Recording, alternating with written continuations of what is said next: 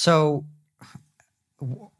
come back to my compassion point, though. Okay. Yeah? Because I do want to explore that, because of all the questions that I've now answered for myself, that is one I'm still struggling with. You don't strike me as a bigoted person or as a nasty person at all. A lot of people think you are, though.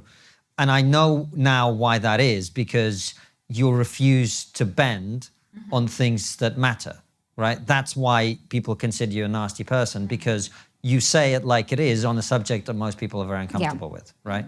That's why. So, but I think we all ought to, and I think we all try to actually, have compassion at the same time.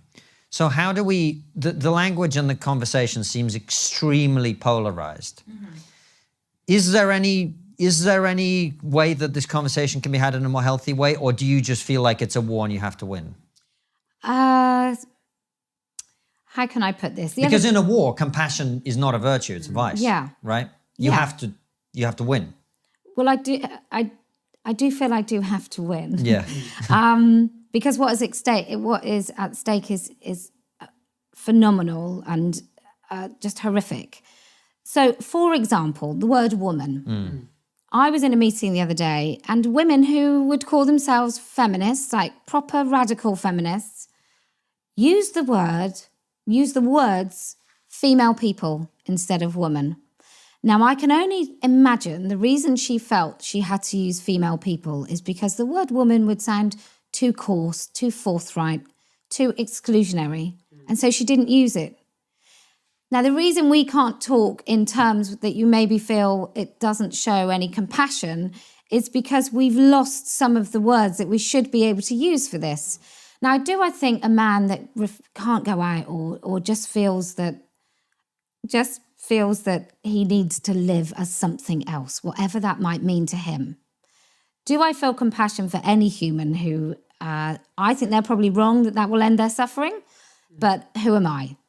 You know, of course I feel compassion for everybody, but my compassion is so used up by the women that will lose their rights, lose the ability to be able to say at work, actually, I don't really want Janet using the toilets. I felt really uncomfortable. Or the woman that wants to remove her hijab at lunchtime and wants to go in the loo to do it, and she can't do it anymore because she can't guarantee that's a female-only space. Or the teenage girl who goes in a changing room, in a toilet, in a communal changing room, or where there's communal parts to a female changing room, and there's a guy who, I don't know, I think we used to call it indecent exposure, who's bravely getting his female penis out in the changing room. It's spent. My compassion is fully spent on women and girls. So I'm not inhuman. I do think that all human beings should have equal access to equal rights, but not at my expense. And you say not at your expense.